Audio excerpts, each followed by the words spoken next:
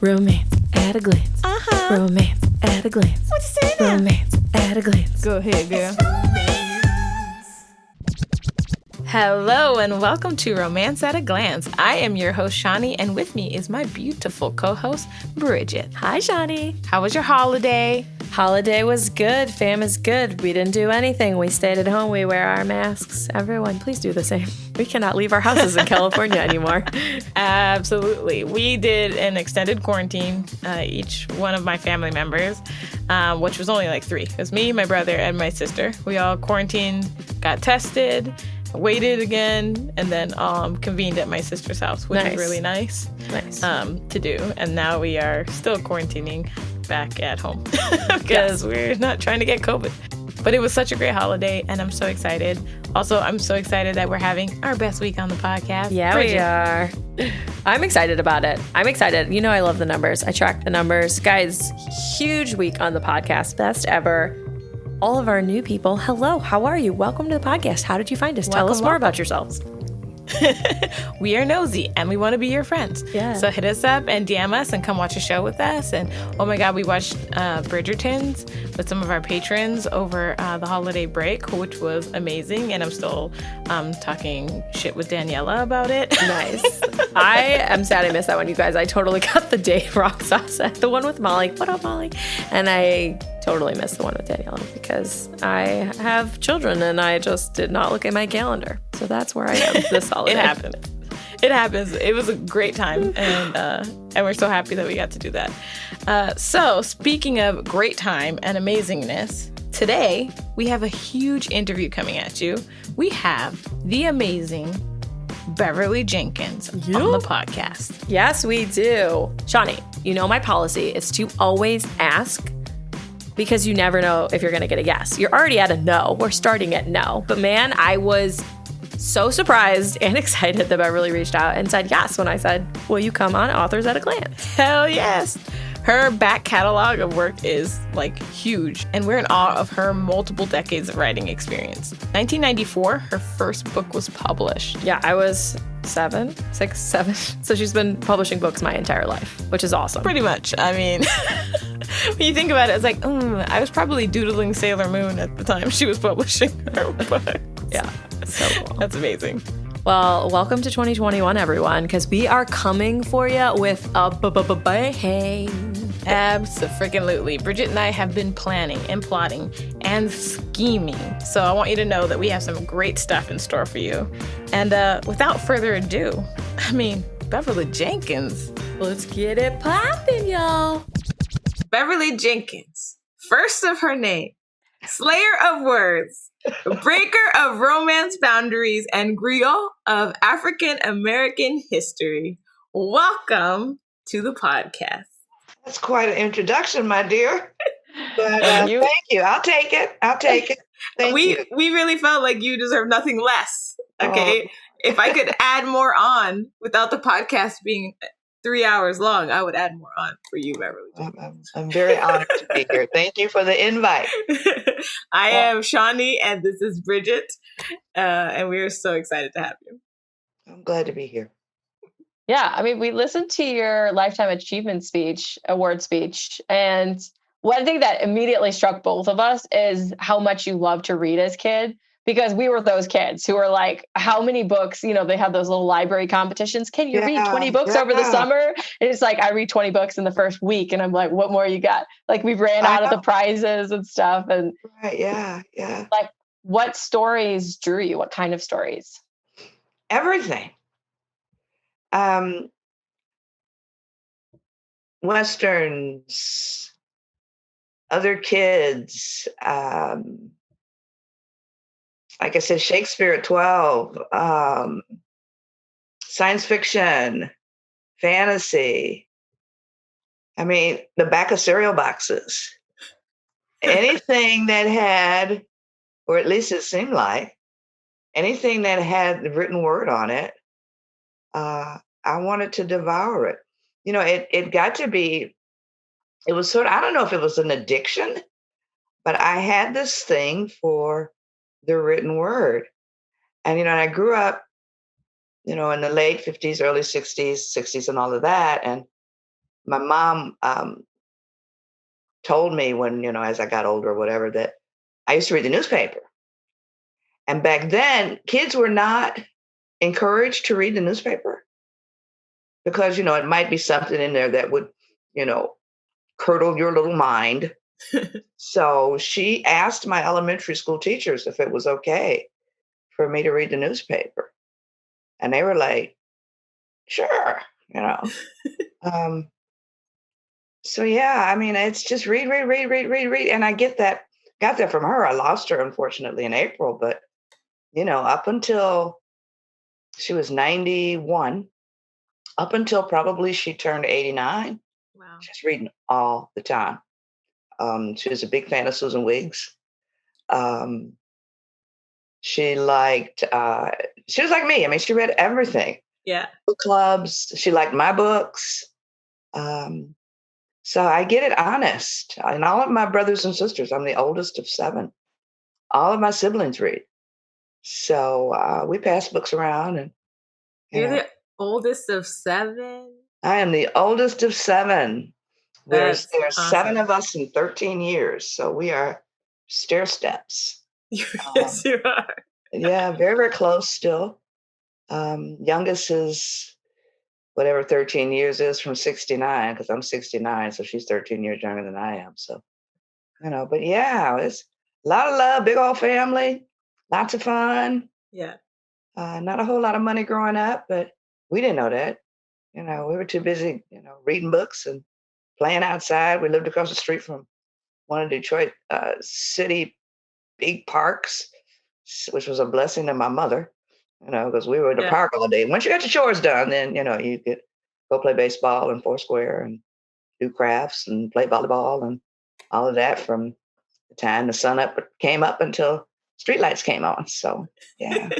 I'm very excited I have a 1-year-old and a 3-year-old, and I am thrilled for the day where they can go places like out, even in our backyard without me there. Cause right now they're too small to be in our backyard without someone at least like sitting around, making sure no one's cracking a head on the concrete. Yeah. Yeah. She was so grateful for that, but, and then if she needed us, she could, step out onto the porch and yell across the street. But my oldest sister, I'm one of a lot of kids, and my oldest sister, I have a lot of conversations with her now, kind of about being the oldest, and she has expressed what I was oblivious to, which is the responsibilities of being the oldest and the pressures of being the oldest, and my oldest sister could be God to me. Like, honestly, like, she can do no wrong. She can, there's nothing on this planet. We always call her the golden child, and we make this joke. Like, every time she walks in the room, we go, ah.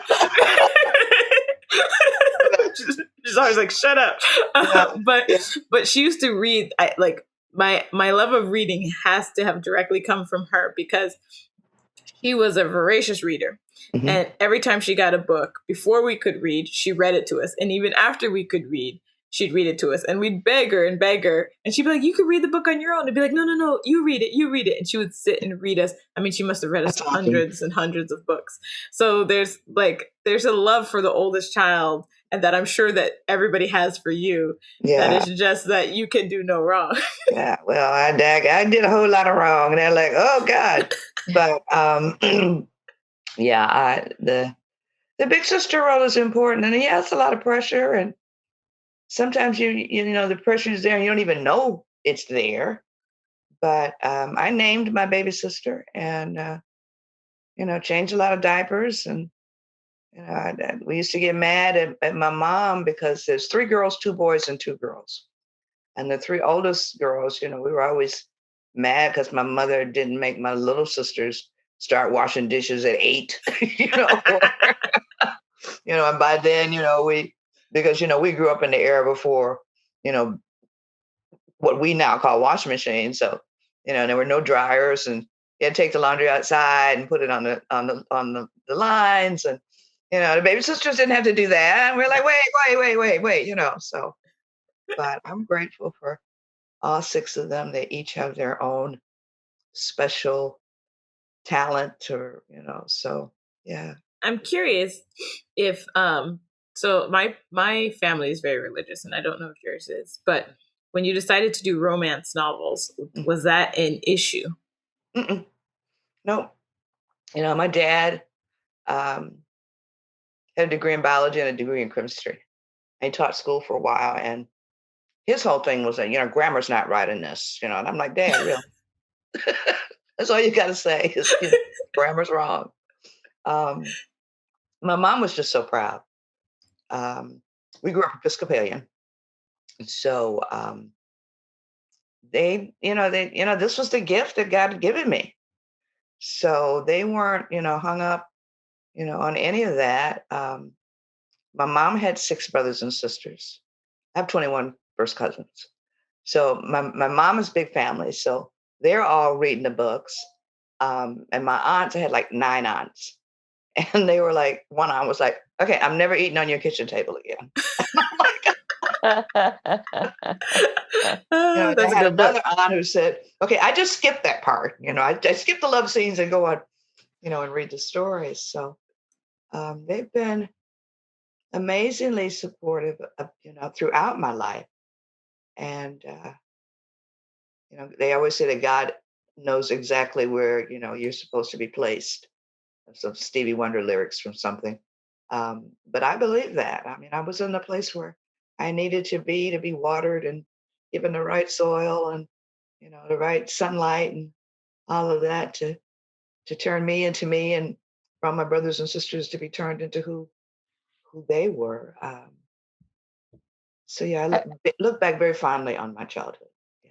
I always feel like it's funny which aunts will be the ones who. So I have an aunt who is very conservative now, Mhm. and I would assume because we put out some, we talk about romance, we talk about sex, talk about a lot of raunchy things, Yeah. and I would assume that she would have been the aunt who was kind of like either would refuse to listen or refuse to watch this video I had made that was pretty funny. And she was like, oh my God, I love it so much. This is my favorite part. This is what I laughed so hard. And then she started telling me all these stories about her youth. And I was like, oh, you were a little scandalous in your youth, weren't you? And like, are there a certain group of readers that you've been the most surprised at, like how much they love your books? Like maybe from the outside, you wouldn't expect that they would be your readers. No, because I think the market was so hungry for, what I and the other African American romance readers write. I might have been surprised at some of the little old ladies um, in some of the quote unquote conservative churches. But a good story, I think, is a good story, and it doesn't matter who you are. I'm a lay minister with the Episcopal Church, and have been for a long time, which means, I'm not ordained or anything like that. But it's funny because I was and I tell this story a lot. I told this story to the church one day when I was doing a sermon. I was at a signing, and this little old Black lady came up, and she, she looked at the books, and she looked at me, and she said, I can't read that book, baby. And I said, well, why not? And she said, my son is a minister. And I said, well, I'm a minister. She said, in a church? I was like, yes, ma'am, in a church. She couldn't wrap her head around, the clinch covers. I don't remember which book it was, but, I've got clinch covers on everything. So wrap her head around a clinch cover being written by a quote unquote woman of God. So, but, I'm guys read my stuff. Old guys in hats in Arkansas read the Blessing series. Got an email from a retired Marine drill sergeant with that Blessings books. So I'm just grateful, for whoever picks up a Beverly Jenkins book and finds that it's a great read and they run and tell somebody, So Yeah. that's all I ask. Well, your book was the first historical book I ever picked up where I saw a brown person on the cover. Like I distinctly remember I think I was like Googling one day. And I was like, because I love historicals. I grew up, those are like my first books, and they're like, I must have read thousands of them at this point. Yeah. And so I remember one day just being like, why am I not seeing any brown people? And I'd never organically seen your book. And so I searched one day and your name came up. And that's Yeah. how I ended up reading your first book. And but that was the first time I'd ever seen that. And I was an adult at Yeah. that point, Yeah. you know? Yeah. I get that a lot from, and African American women have been reading romance forever, and it's sad that, and I grew up reading romance too, among all the other stuff I was reading.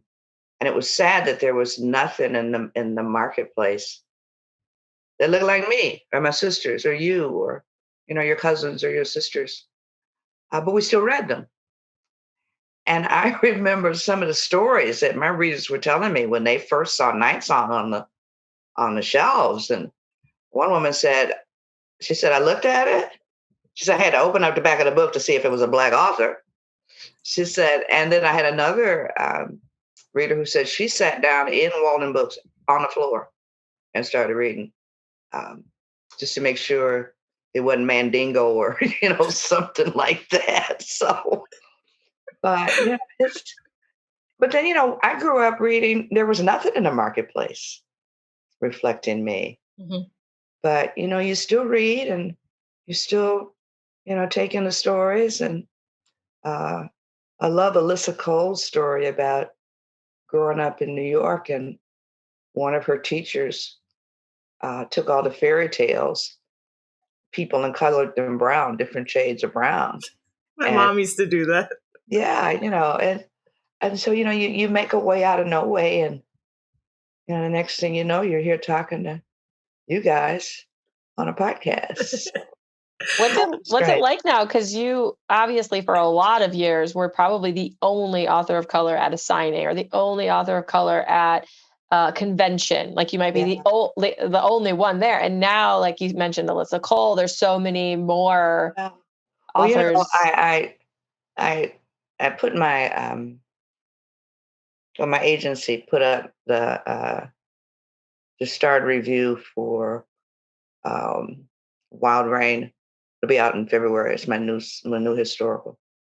And the last line of the review said something about, and Jenkins continues to prove why she's a giant in the genre, and I'm like, okay.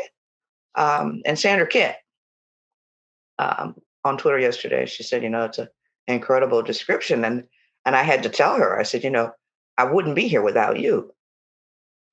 Sandra and Elsie Washington and some of the other ladies, they were the true loners. They were the true ones at the, RWA with nobody else there for support. But by the time I came on, Cassandra and them were published in the early 90s. And my first book was published in 94. So when I got there were still just a handful of us. And you got used to being ignored. You got used to, eating only with your kind, because a lot of people were not very nice. But you can either, and Toni Morrison says, racism is there just to distract you. They say, oh, well, you do this and you'll be equal. You do this, and she said, you're running around too and trying to do all this other stuff, and they keep moving the goalposts. So your job is to just do your job.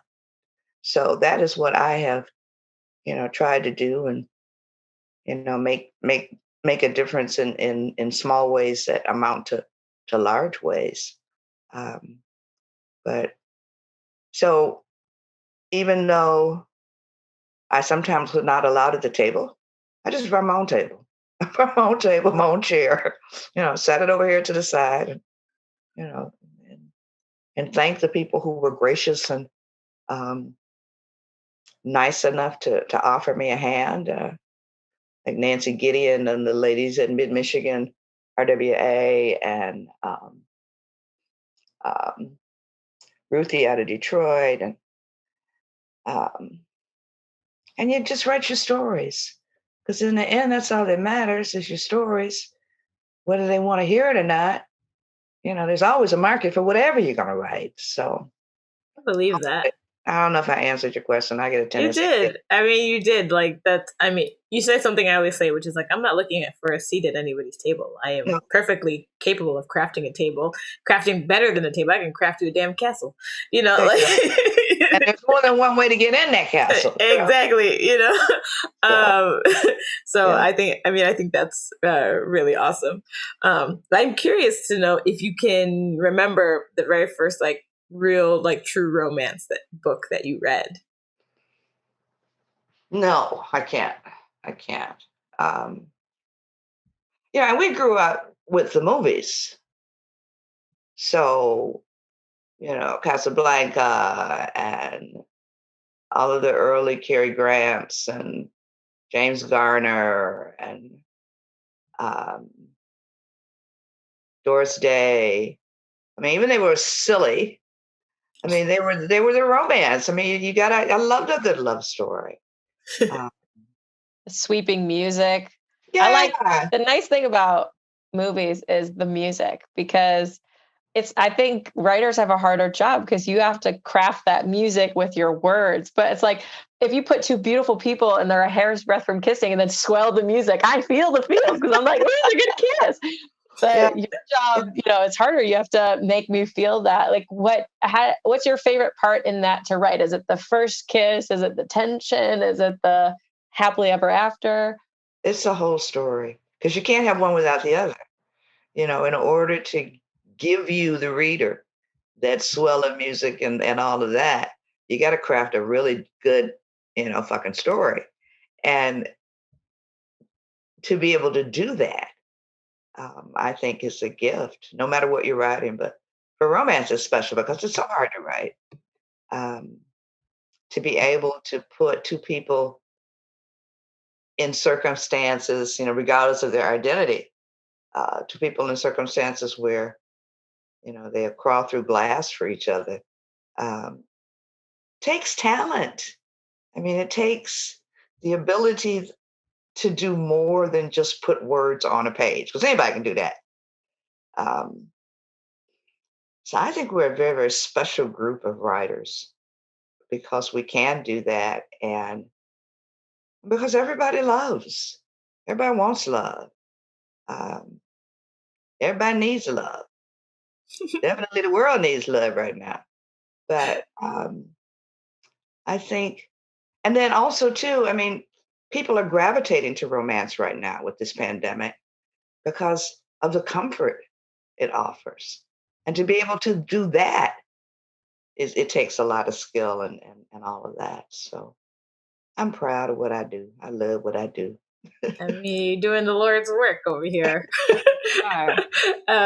It's funny because my niece, she's 13, and she always says, every time she reads a book, she's like, oh, let me guess, the answer to everything is love. Oh my, because all of her stories and that. And it's funny because as an adult, I remember there being this one day, not that long ago, maybe a year ago or so.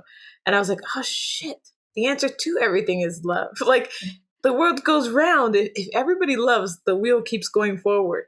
Mm-hmm. Every time it stops, it's because love has left the building. Right. Love's on vacation, or love has gone to Vegas, or I don't know. Love is definitely gone to Vegas. When you are actually crafting your characters, right? And you're creating a love interest for your main character. What needs to be there? Or how do you kind of figure out what kind of love they need, what kind of person they need? For me, we all write differently. We all do the craft thing differently. But for me, they let me know. If I try and direct them, it doesn't work. For me, and I've said this before, the words are already on the page. Characters already know the story. I'm the only person in the building that don't know what's going on. So my job is to be quiet enough in my mind and intuitive enough to listen to what they're telling me. I told Sarah Smart Bitches, I did an interview with her a couple of years ago. And I said, my characters are always in the corner of the room laughing at me because they know the story. They know all of the intricacies, and I don't. And they feed me little stuff. They'll give me this. They'll give me that. They'll give me this. And I'll be like, but once it goes on the page, I can tell you if it doesn't belong there. I can put a paragraph on a page and look at it and say, okay, no, it's not. That's not what that's supposed to say. Because when I edit as a reader. I don't edit as a writer because those are two different brain sets. Because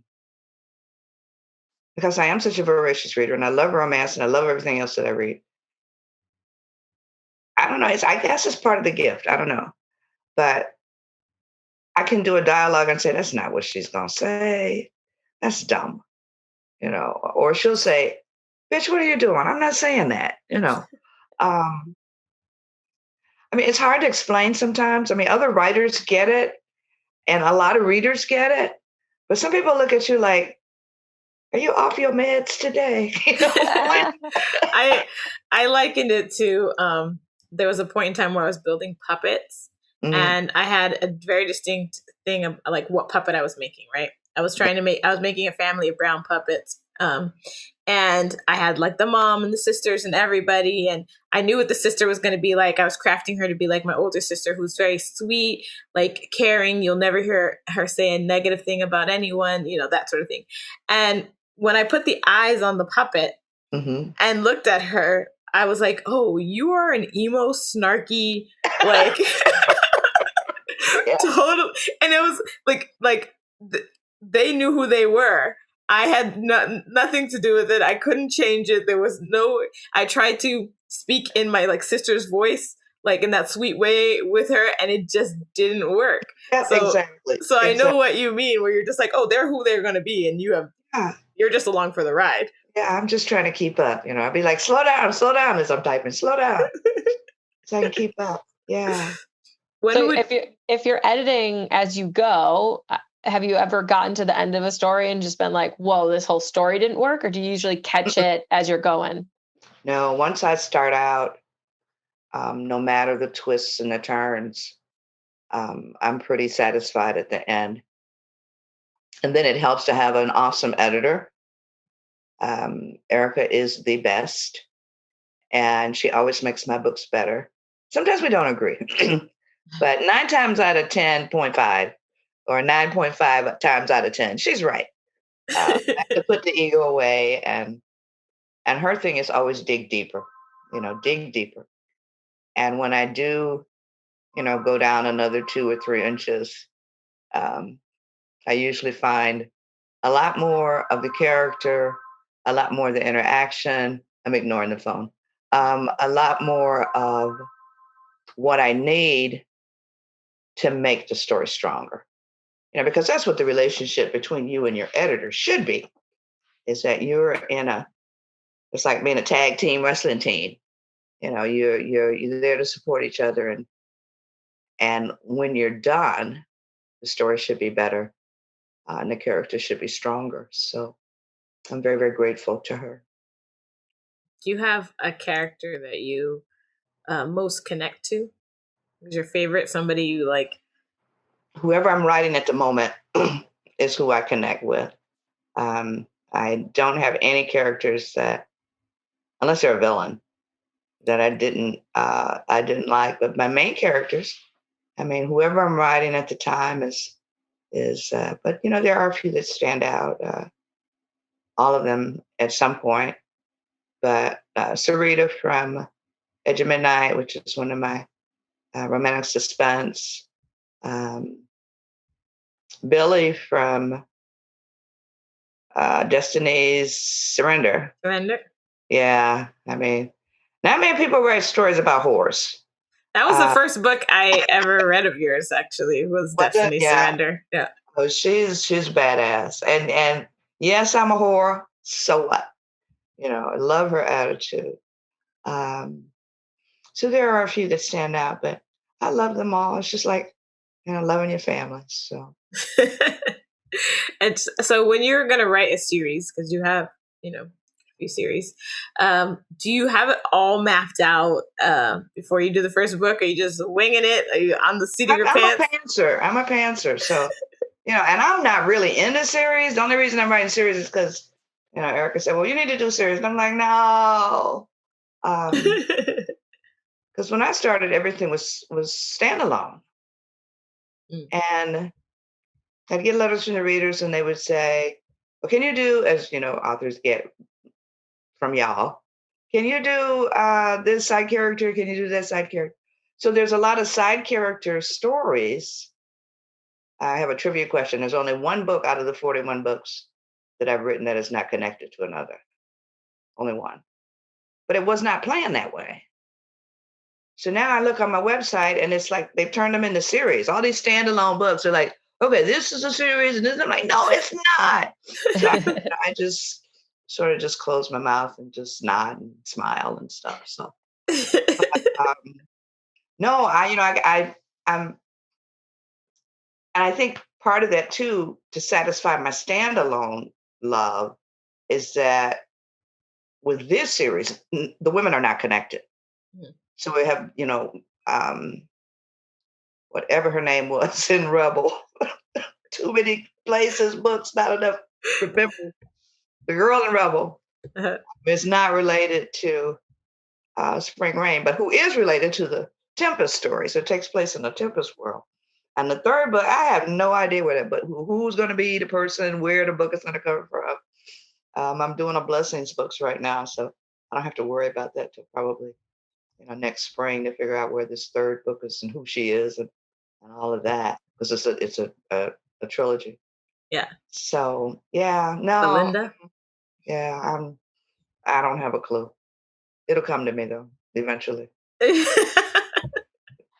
So one thing we were having fun reading about as we were researching you is the Diva Days. And how much you, I mean, obviously aren't traveling with COVID, but in general love to travel.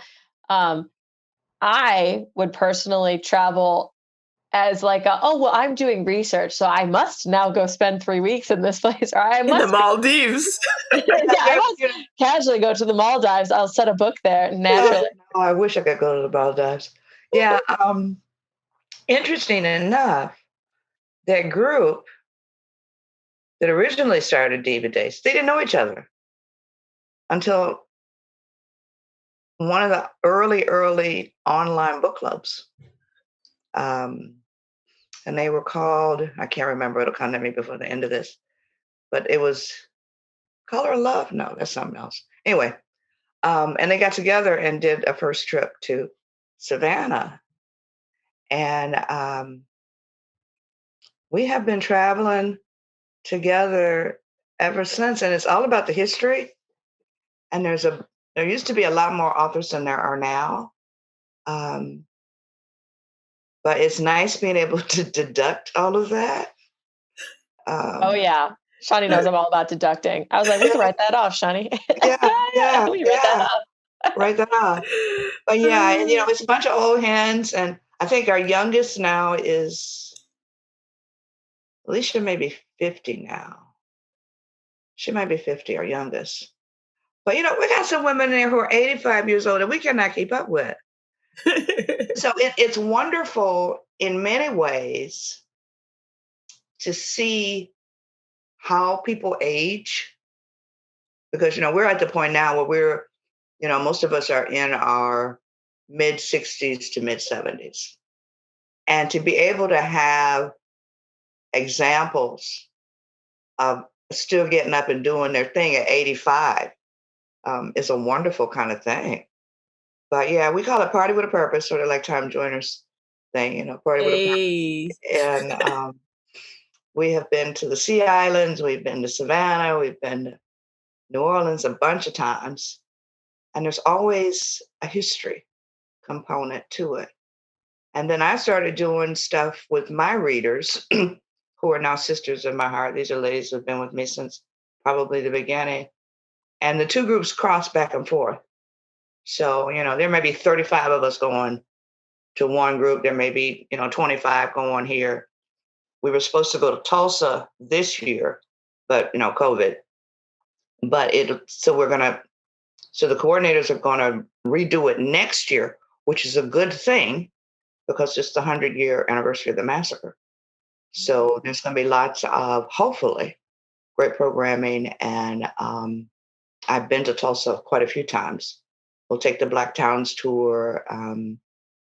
We'll see and Tulsa was, back to being a romance writer, Tulsa was the first place I'd ever seen a courting couch.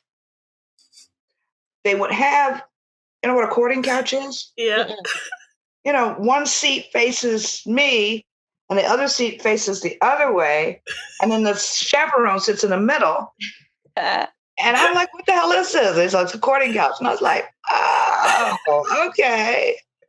So I'm always surprised when I pick up these little things when, I'm on these different kinds of trips and tours and something to check off the historical romance writer box of stuff that you could use this later, that kind of thing. Well, I mean, the places you named have like deep history.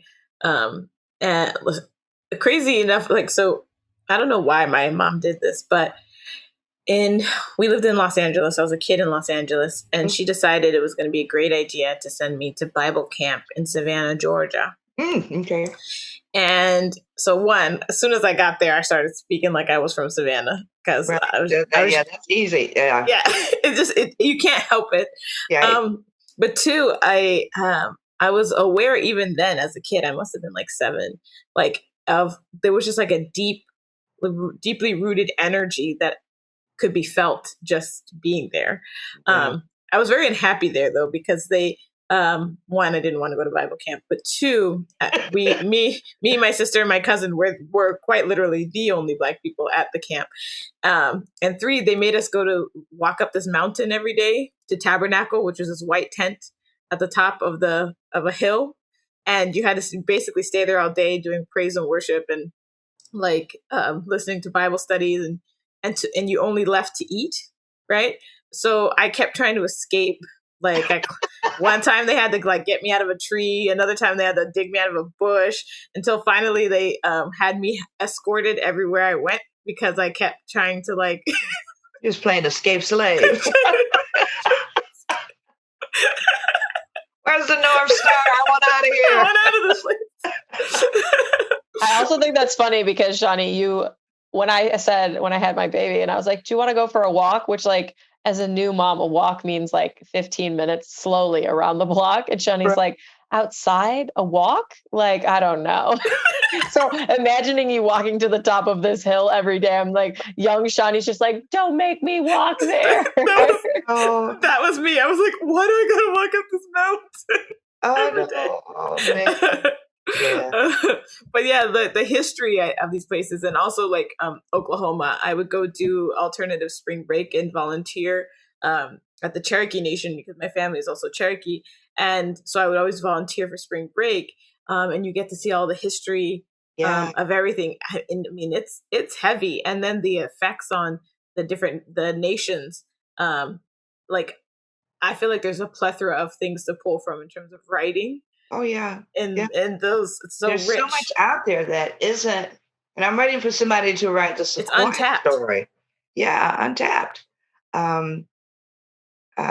Sequoia, when Oklahoma was going to be an Indian state, and they had the schools, and they had because Oklahoma used their constitution.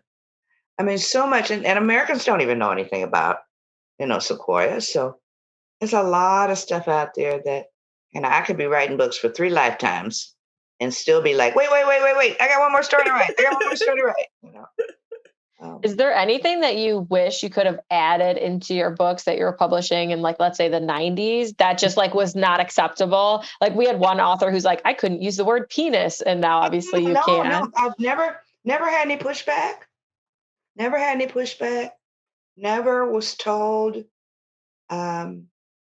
that I couldn't write something, or there was a words I couldn't use, or a position I couldn't put people in, or or any of that. And I think I'm very, very grateful to my publishing house for, not only, having the sense to pick me up, but, also to be very, very supportive of my career for these, 26 years. So, because I've always been with Avon, always. So, yeah. Nice. Have you ever written, you've been writing the sex scenes and gone like, you know what? Too much sex. Or, you know what? This needs more sex. Well, you always, and each is organic. So sometimes, okay, let me back up. My first draft, or the draft that Avon purchased, was nothing but sex. You open that manuscript and heat would come up out of it. And my editor, Ellen, who I will always be grateful because she taught me how to write commercial fiction. She said, Beverly, your love scenes are fabulous. We need a story, honey. I was like, I gotta write a story. There's all those people who say that romance novels are nothing but sex. Yeah, they're not. We need a story too. So, I balanced it, and yeah. And luckily I had a husband who loved research. So, a lot of that went into yeah. a lot of broken furniture. That's a whole different conversation. So. I think it's interesting that you say like that. I forget who you said, but someone helped you write commercial fiction, because I'm finding I love that the barrier to entry for authors has lowered so that everybody can have an opportunity to be writing and self-publishing and getting their work out there. But also what comes with that is that I'm reading a lot of not well-written books. There's the good, the bad, and the ugly out there. Yes, it's the good, the bad, and the ugly. And I think what you are describing is kind of nails it for me, which is that there's a lot of authors who are writing these really amazing love scenes. I mean, I want to read their book for the sex. However, it falls flat in the story. Yeah. And I'm always like, they need an editor. That's the conversation we always have, is like, they need a really good editor. They need a really good rewrite, Yeah. Some of the independent ladies are absolutely fabulous. And they have forced publishing to move the dial in a good way. Mm-hmm. And then you have some people who think grammar is subjective, or who will tell me, well, I don't read. How you gonna write and you don't read? So those are the people that, they need their own island over there. And they sell their books over there. And then we will take the independent ladies who have great editors, have great stories, have a great gift, have great talent, because they are very, very valuable in bringing something to the marketplace that the gatekeepers may not want, but the readers want, because there is a difference. So, yeah. I wish there was an island, because then I could choose like what island I'm reading from. Right now, you just pick stuff up, and halfway through, you're like, crap. But there's definitely just been some books that I picked up that I actually probably wouldn't have picked up, that I was like, this is amazing. This book is not what I expected, especially now with the illustrated covers. Bridget and I always have this debate. The illustrated covers are good and bad, right? So they're good for the fact that you can read them on the train, you can read them on the plane. Nobody knows what you're reading, and you won't be embarrassed, by it. But it doesn't let you know that this book is going to be steamy, that it's got the stuff you want in it. It kind of reads like a cartoon. So we've read some books that had illustrated covers that we were like, this is not an illustrated cover book. This is, and we wouldn't necessarily have picked it up if it wasn't for the podcast. Yeah. So, but it's interesting. Yeah, it's a lot of, and I look at the genre back in 94, and I look at the genre now, and the changes and all of the different identities that are now writing, whereas in 94, there are no queer books. I mean, if they were, very, very, very underground. There were no mail. There was no, none of that. And, there weren't even Black women writing back then. So, to have the genre explode the way it is, even with all the issues and the problems, I mean, let's not get crazy. But right now is a good time to be a creative away from mainstream. Yeah. Because the market is hungry and publishers are sort of getting it. And they're opening their doors a little bit. And we're sneaking in and getting this stuff told. And all the young women who are writing fantasy, oh my God, that's my go-to genre. That I love my fantasy books. And I was telling them on Twitter a couple of weeks ago, I said, y'all gonna put me in the poorhouse. Who are you reading right now? Yeah. There's so many of them out there and they're doing just fantastic stories. So my Kindle is just full. Anyone in particular you've been reading lately? I I'm a am big reading. fantasy lover, so I haven't. Well, I've got both Jim Butcher books. I got a Kindle full, and I can't tell you names because a lot of them are first-time writers, but I got their books. If I had my Kindle here, I go. I'm waiting on Pat Briggs, Alona Andrews. I could read for the rest of my life. The Magic. Do you read it? You read Alona? No, not yet. Oh, girl! If you read fantasy, go get Alona Andrews. First one is Magic Bites. She's a mercenary. He's a shifter. Ooh. And it's like 12 books. And they're so fucking good. Oh my. I mean, God. we love shifters. I love a shifter. We love shifters. Love a You will shifter. love this. And she's got this great iconic line. I went to some a conference and somebody had it on a t-shirt. And it said, "Here, kitty kitty." And you'll figure out what that is when you read the books. But oh my God, she's good. And they're doing the Sapphire Flames thing for Avon, that series.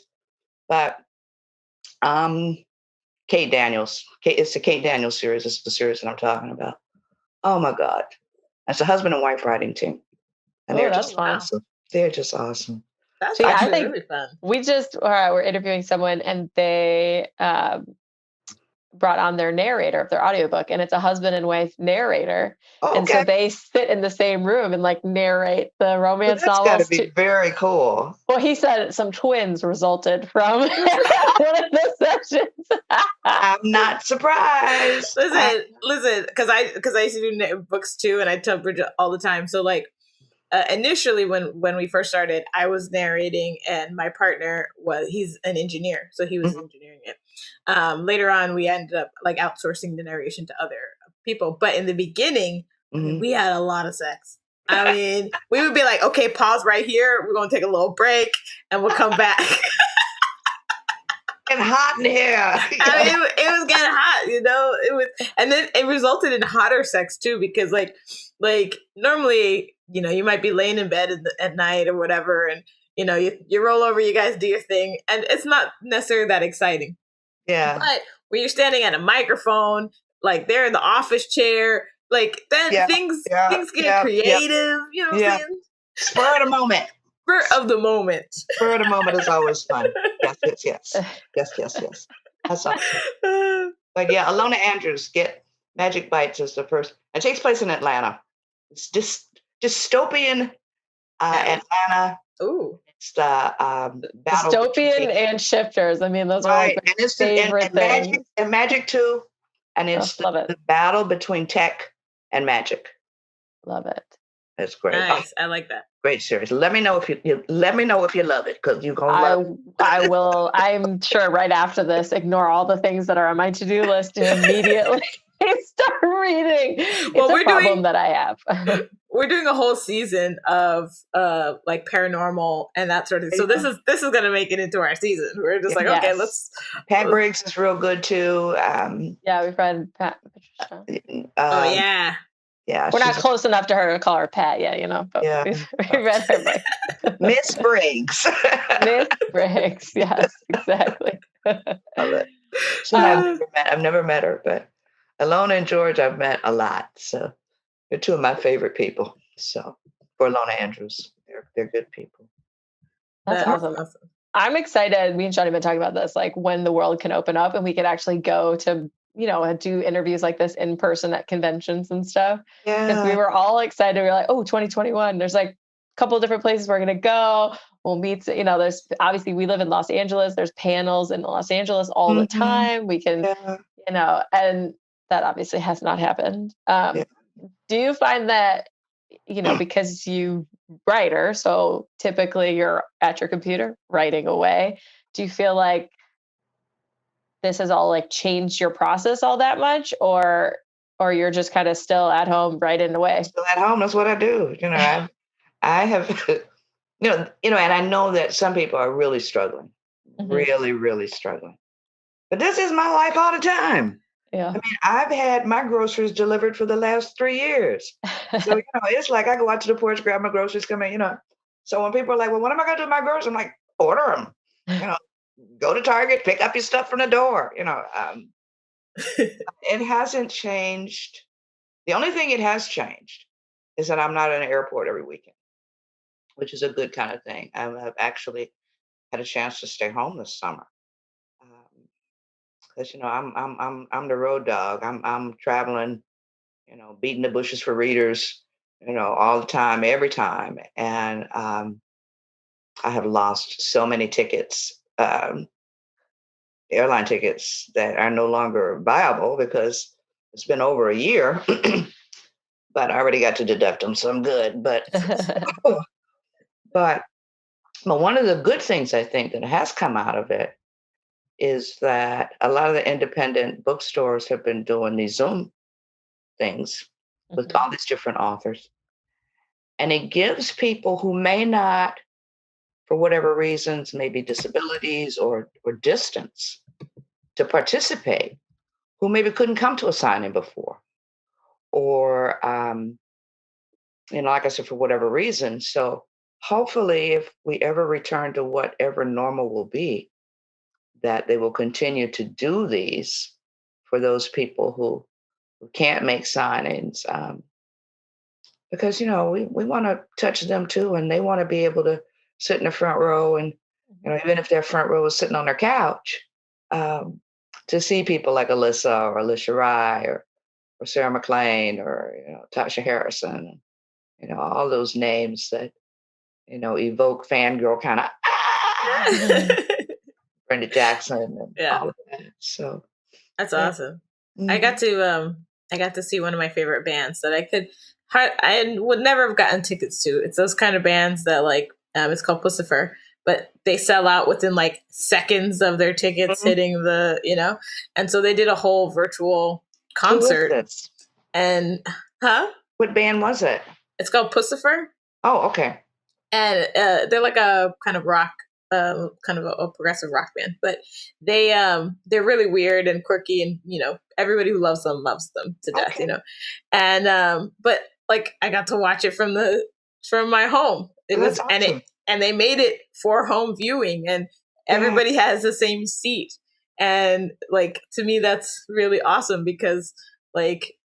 Even if I had gotten a seat, it would have been somewhere in the nosebleeds where I could have seen nothing. Right. Yeah. So now the accessibility for things is, I think people are really seeing the benefit of it. Yeah. It's a good thing in a lot of different ways. It definitely is. Yeah. I still want to get my hugs and stuff. I miss that, but and miss being in the same room with some of my writing peeps who I obviously adore and all that. But this is the best we can do. It ain't bad. It ain't bad. It ain't bad. So we've also been talking to authors about writing characters that are different from themselves, whether it's culturally, racially, or having even different sex, right? So if it's male, male, female, whatever the pairing is. And so what do you do when you're writing characters that you feel like are much different than yourself? I have had two couples, one female, one male, who are queer. I just made them people. I mean, I didn't do anything extraordinary. I just made sure they were people. And that seemed to be all that, you really need. You don't need to do, you don't need to put flags on them or, anything like that. Just make them people. And so that's what I did. And I, didn't say, oh my God, here they are. They were just, part of the story. And in that way, it just went over a couple people's heads. They were like, oh, really? Okay, now I got to go back and read that. And I'm like, really? So we've heard a lot, like when we talk to people about their writing characters different from themselves and that sort of thing. We get a lot of the times people say that it's not their story to tell. Right. And culturally, yeah, you need to check yourself. What would you say to people who think that it's not their story to tell? Or is it more of erasure if you're not telling those stories? Is it more beneficial to the market if people with big who move books and publishers listen to are writing stories that are not the standard white Caucasian story, or writing more LGBT stories? I think the story should be told by the people who are living it, especially if they're marginalized. Because why not? When you learn that the largest percentage of people who are writing African American children's stories are not African American, and you know that there are tons of African American creators out there who are creating children's stories for their kids, that's a problem for me. And then when you get it wrong, like that George Washington book a couple of years ago, you can't be upset when people get upset with you and start throwing tomatoes at you because of what so I don't know. I mean, I don't know. I don't pretend to have a solution for everything. But I think that if you're going to write a Desi story about so-called forced marriage, you need to be part of that community because it's so layered and it's so different and it's got so many different nuances that those of us from the Western culture have no idea what's going on with that. And I told Sonali the other day because they were having this question on Twitter, and I told her, I said, I'm so thankful to be close enough to her that she explained it to me, how their marriages work, which let me know that we in Western didn't have a clue. We don't have a clue about, what's going on with Indian marriages. And I think that kind of truth can only be told by the people who are living it. And, and I'm not saying that, if you're white, you can't write Black characters. And if you're Black, you can't, and Black people have to write white characters all the time because, we have to be bicultural in order to survive. But it doesn't work the other way around. But if you're going to do it, know what you're doing. I was at a conference, this was years ago, and a woman told me that she was going to write a Mexican American story. She was a white woman. And she said, and I said, well, is there somebody in your family? And she said, well, no, I'm just going to go by what I saw on TV. No, please don't do that. Please don't do that. So you have a whole lot of people who want to base their stories in other communities by what they see on TV. We have African American romance stories being told where the every hero has got drug people in their families or gangsters in their family. And, you see very few who are the sons of doctors or the sons of successful trade people. And, you can tell when they're getting their stuff from TV. It's like, really. So I don't know. I don't pretend to know the answer, but I know a bad book when I read it. So every time when I would be narrating and there would be someone would like, a manuscript would come through and there was a lot of guys who wrote female. Oh yeah.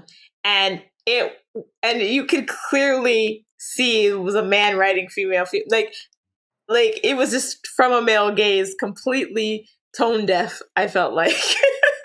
That's like the guy that was, and we were dragging him on Twitter. This was, I don't know, 6 or 7 months ago. And he had written this book and said that the woman's vagina had a little purse in her vagina. And we're like, what the fuck are you talking about? Like, we carry what? No. Go take a seat, please. Yeah, that the website and the Twitter for men writing women badly is just a hoot. If you have not seen it, go and you will just die. I mean, I've only seen the one that's like character descriptions in movies. So yeah. they have a Twitter about that, which is very funny. I mean, it's not funny because it's sad, but it's also very funny because it's like another tall, leggy, buxom. Like she's like all these things, and you're like, well, first of all, anatomically, not a lot of ladies look like that. And secondly, you didn't mention a single personality trait. She's klutzy.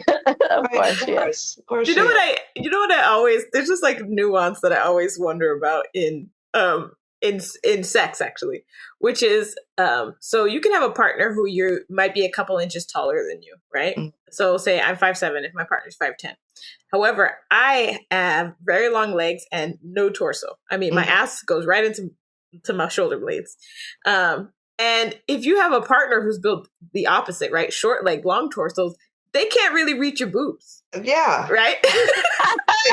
Right. And you never kind of hear this in romance novels where someone's like, where you're like, wait, change positions because I can't reach your boobs in this direction. Let's go this way. Right. Or the stories that have, this 6'5" guy and the girl's like 4'10". Yes. It's like, how y'all gonna work that out?